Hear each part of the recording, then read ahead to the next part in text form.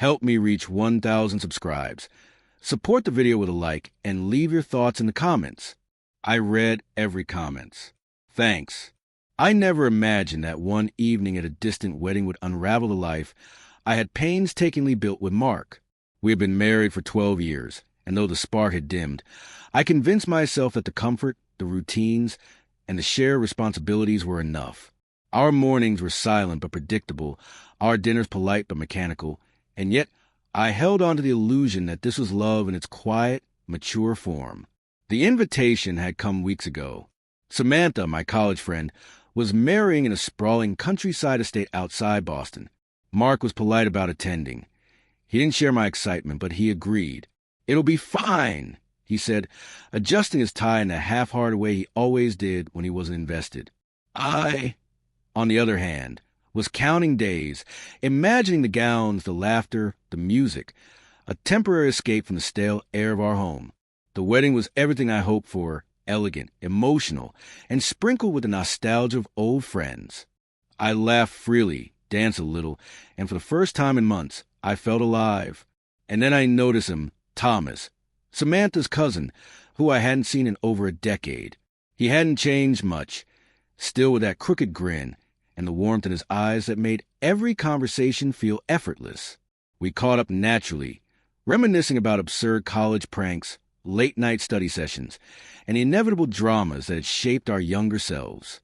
It was subtle at first. The way Mark's face appeared on the edges of my mind, the faint guilt that prickled my conscience. He was home, probably sitting in his armchair scrolling through his phone, waiting for me to return. I brushed it off. I told myself this was harmless, a simple moment of connection with someone who reminded me of who I had been, who we had been before the routine replaced passion. But then, the subtle warmth began to bloom into something I couldn't ignore. Thomas's laughter echoed differently in me, tugging at feelings I had buried under years of predictability. He touched my hand lightly in conversation, and my heart jumped in a way it hadn't in ages. It was electrifying and terrifying all at once.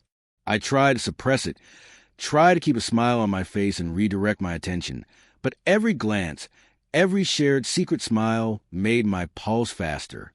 The night carried on, and I could see how the guests were fading into a blur, but Thomas remained, vibrant, alive, different.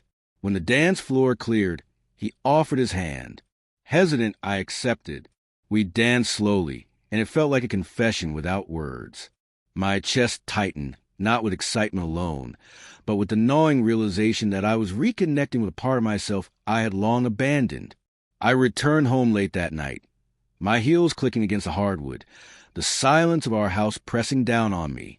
Mark was asleep, as I had expected, but his presence in the shadows of our shared bedroom felt heavier than usual. I tried to shake off the evening, blaming the champagne, the music, the excitement of a friend's celebration. Yet, in the dim light of the bedroom, I couldn't ignore the growing void, the comparison between the energy I had felt at the wedding and the lifelessness of my home. The days following were a blur of hesitation and guilt. I noticed how Mark continued his routines with robotic precision. Coffee, work, brief greetings, dinner. Everything performed without passion, without acknowledgement of the emotional chasm widening between us. I tried to speak, tried to convey the restlessness gnawing at me, but words felt inadequate. Mark offered apologies, the familiar "I'll try harder" or "I'll be more attentive" lines, but they sounded hollow. I realized something that scared me. His apologies weren't reaching me. They were echoes in an empty room, meaningless, unable to bridge the distance that had been growing for years. Then came the moment that crystallized everything. A Saturday evening, 2 weeks after the wedding, Mark approached me with that same tone, that same hesitant posture, and whispered, "I'm sorry for leaving you feeling neglected. I'll do better, I promise." His eyes searched mine for reassurance, for forgiveness. I looked back, and for the first time in months, I felt the certainty of my own needs outweighing the weight of marital loyalty. I can't," I said softly but firmly, "I can't accept that anymore." It wasn't anger. It wasn't hatred. It was clarity, a recognition that the life I had thought I wanted was a cage I could no longer inhabit. Mark's shoulders slumped, the look in his eyes a mixture of shock and resignation. I didn't have to elaborate. My rejection spoke volumes, louder than any argument, more permanent than any ultimatum. The following days were a strange haze of silence and decision-making. I packed what belonged to me, stored the memories that still held value, and began the paperwork for a divorce that had already been decided in my heart. Friends noticed a change in me, the new steadiness in my stride, the calm that replaced my usual hesitations. It wasn't easy. Nothing of this magnitude ever is.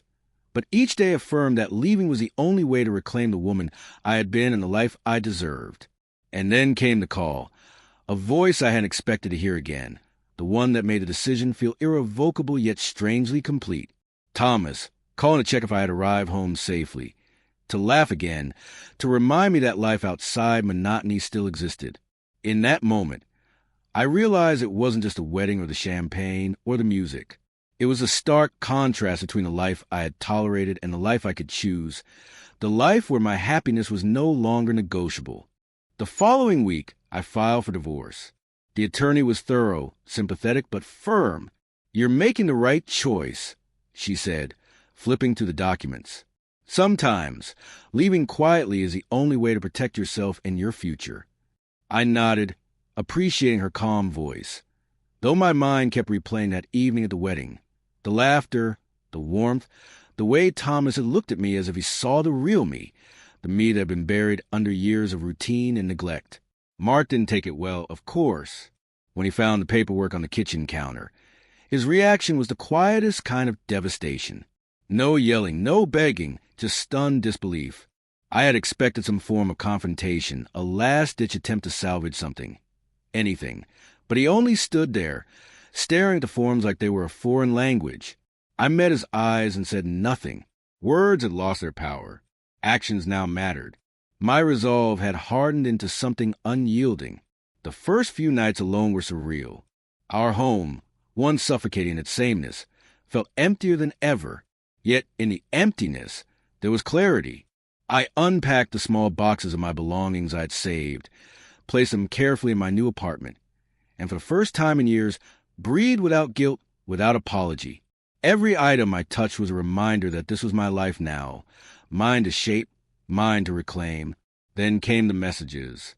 Friends reaching out, old acquaintances checking in, and one that made my pulse spike. "Thomas, saw you returned." His text read simply, no flirtation, no implication, just awareness of the subtle shift we had shared at the wedding. I hesitated before replying, careful not to reveal too much. Not yet, but inside, I felt a flicker of something I hadn't allowed myself to feel in a long time. Excitement, possibility, and the thrilling uncertainty of starting over. Mark tried to negotiate. Of course, he called once, a voice breaking, asking for just one chance to fix things. I listened politely, even letting a few of his words sink in, but my heart didn't respond. Apologies had lost their weight in my life. Promises rehearsed and repeated for years now sounded hollow and irrelevant. I had chosen myself, and no amount of pleading could change that. Things escalated when mutual friends informed me that Mark had started talking about me. The divorce, my betrayal, my supposed indifference. I felt no shame, no regret. I had not betrayed anyone. I had simply refused to live a life dictated by routine, silence, and emotional starvation. I had reclaimed my voice, my autonomy, and I wasn't about to let anyone convince me otherwise. Weeks passed, and I slowly settled into the rhythm of independence. Grocery shopping, bills, quiet evenings with books or music.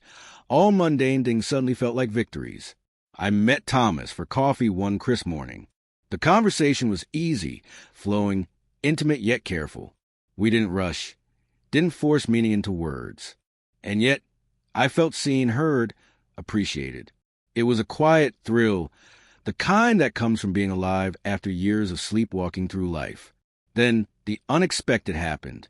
Mark showed up at my apartment one evening. I was folding laundry when there was a knock on the door. My heart didn't race. It hadn't for weeks, but a cold caution settled over me. I opened the door, and there he was, looking like the man I had once loved or thought I had. He didn't yell. He didn't beg. Instead, he said quietly, "I understand now. I see it. You need it out. I'm sorry it took me this long to see it. I let him speak, heard his words, nodded, but inside I felt nothing. The connection was severed, irreparable. I had already grieved, already mourned the life that was no longer mine. What remained now was clarity and full emotion, not reconciliation. Then came the shock. A mutual friend revealed that Mark had been seeing someone else for months, someone far younger, someone who had nothing to do with our marriage but had inexplicably appeared during the final stretch of our decline. It was a bitter revelation, a twist that made the past month's tension make sense in a new, ugly light. But oddly, it didn't hurt as much as I expected. I was free, independent, unshackled from lies, pretense, and the slowly decaying bonds of comfort. I finalized the divorce. The signing was quiet, anticlimactic, yet profoundly liberating. There were no dramatic scenes, no shouting, no stormy arguments. Just legal closure, formalized freedom. Mark moved out, carrying what remained of the possessions, leaving me the apartment I now called my own. I didn't celebrate. I simply exhaled, finally able to breathe without restraint. A month later, I received an unexpected invitation. Another wedding, this one closer, with fewer obligations, a small circle of friends. I hesitated, then accepted. This time, I went alone, confident, unburdened, and unexpectedly thrilled at the thought of dancing, laughing, and being seen again. And there he was, Thomas, waiting by the garden, that same crooked smile, those eyes that made the past feel alive yet irrelevant. Our hands touched briefly, a quiet acknowledgement of what had been and what could be. In that moment, I realized the greatest shock wasn't Mark's betrayal or the collapse of a marriage I had tolerated for too long. The shock, the thrill, and the suspense of been realizing that life, real, electrifying, unpredictable life, was still waiting for me. I just had to take it. I didn't need apologies anymore.